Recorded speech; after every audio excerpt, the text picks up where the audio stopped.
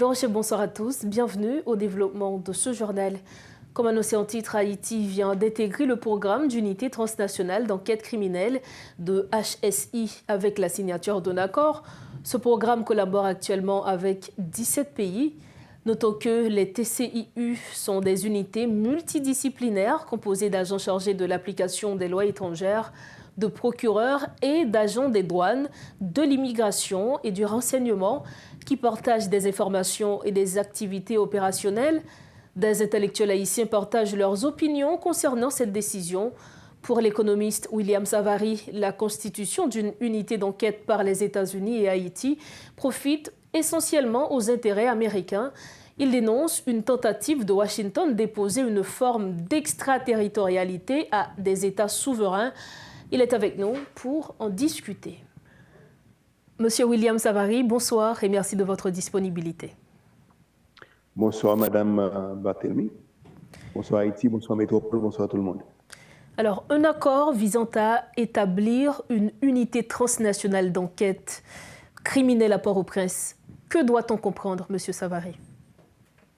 Bon, il faut dire que c'est une initiative du gouvernement américain, qui, en fait, pas du gouvernement américain, d'une agence du gouvernement américain qui s'appelle la Homeland Security.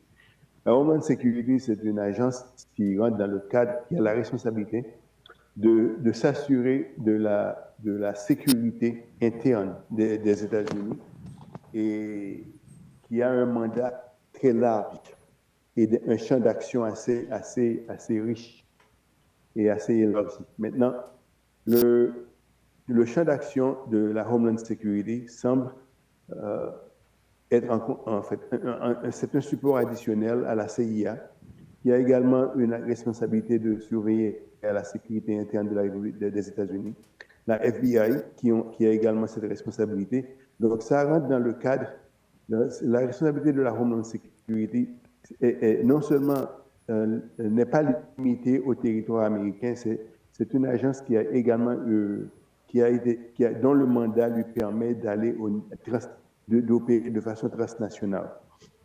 Donc, vous allez trouver la présence de la Homeland Security à travers le monde et particulièrement dans tous les endroits chauds qui pourraient représenter une menace à la sécurité interne des États-Unis. Maintenant, je dois vous dire incidemment que la Homeland Security dispose d'un budget de à peu près 127 milliards de dollars, qui est de loin supérieur au budget de la FBI, qui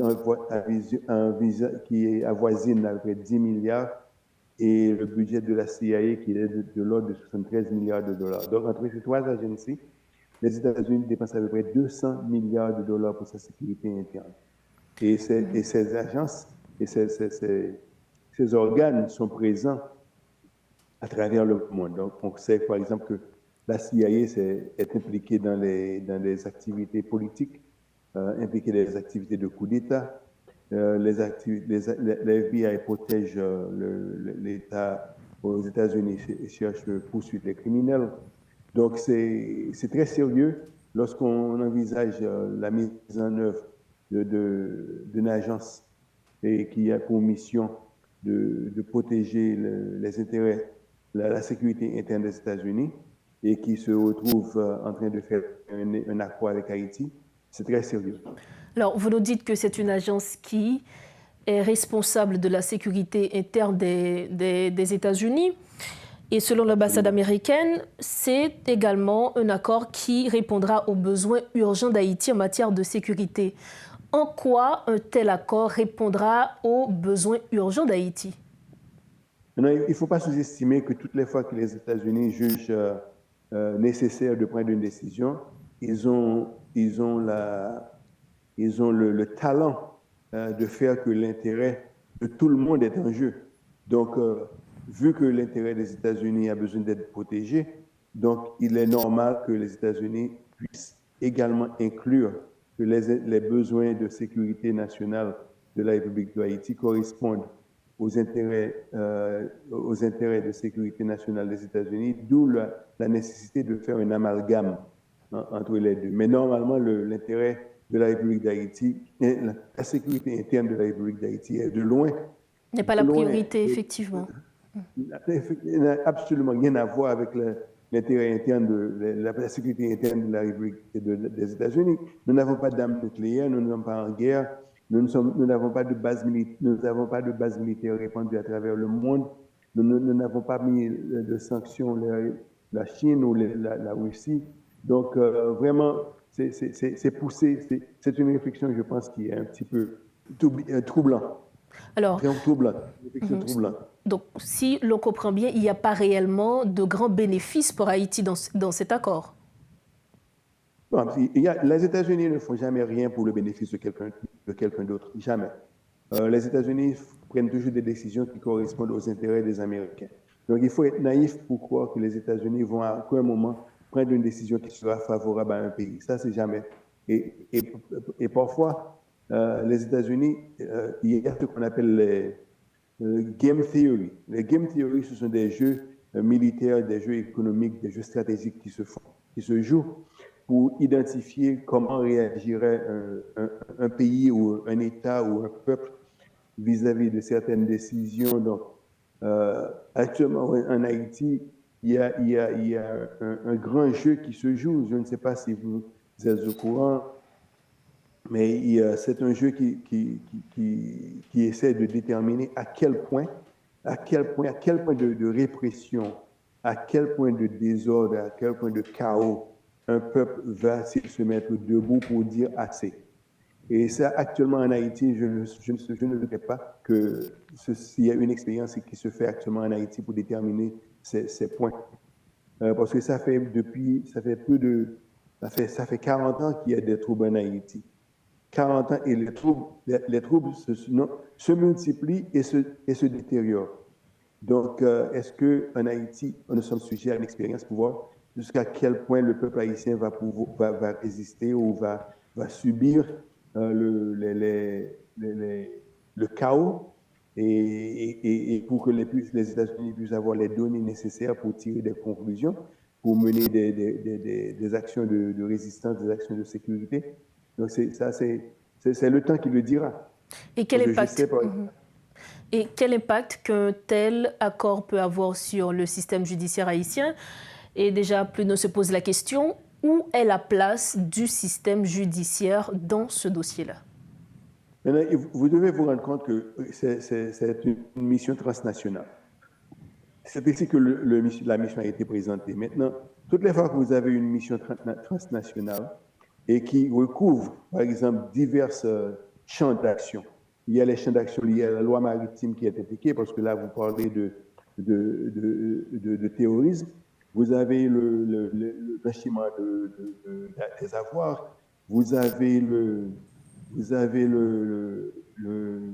les actions les trafics d'armes, vous avez une série d'actions qui normalement nécessitent l'intervention de plusieurs spécialistes. Et en Haïti, nous n'avons pas les spécialistes qui sont nécessaires pour discuter d'un accord d'une profondeur aussi d'envergure, on va dire. De l'envergure. Donc, dire que vous allez avoir un accord pour protéger la sécurité nationale de la République d'Haïti, bon, écoutez, avec quel expert vous allez les négocier?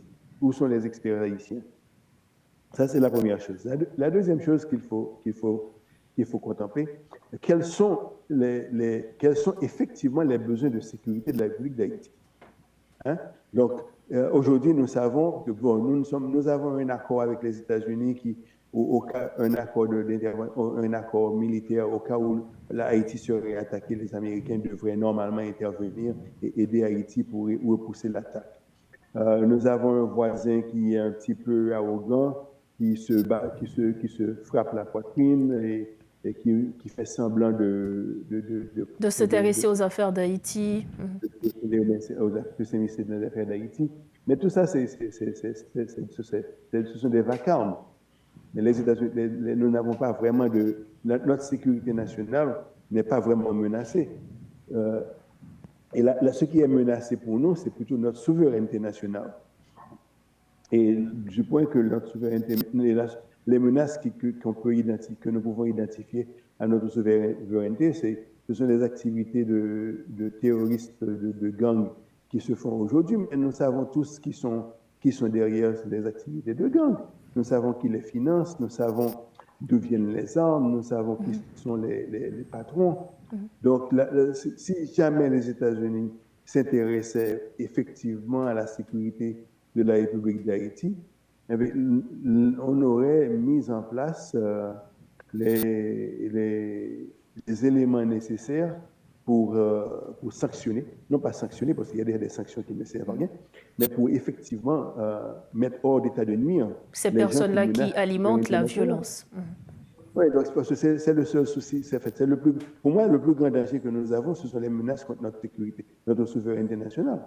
Donc cet accord, en fait, à cause de cet accord, donc c'est comme la souveraineté nationale qui est menacée et qu'il n'y a pas de grands bénéfices pour Haïti, selon tout ce que vous venez de nous dire, M. Savary.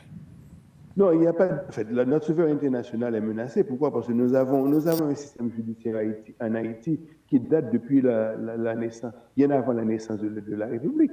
Parce que depuis Toussaint Louverture, il y a eu une constitution, il y a des provisions. Il y a des provisions dans la constitution, il y a des lois qui ont été votées. Donc, après, avec Dessalines, il y a d'autres, il y a avec Pétion, Boyer, etc. Il y a eu des réformes judiciaires à travers le pays.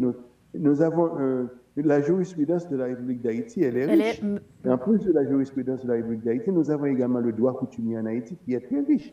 Donc, venir nous parler de la sécurité des États-Unis, bon, c'est bon, mais pour nous autres, nous avons une jurisprudence qui existe et nous avons des hommes de loi qui sont très forts, qui sont très calés, qui ont étudié dans les meilleures universités américaines et qui ont fait le droit en Haïti. Donc on pourrait nous servir de nos ressources pour justement régler ce problème. Merci infiniment, Monsieur Savary, d'avoir été avec nous.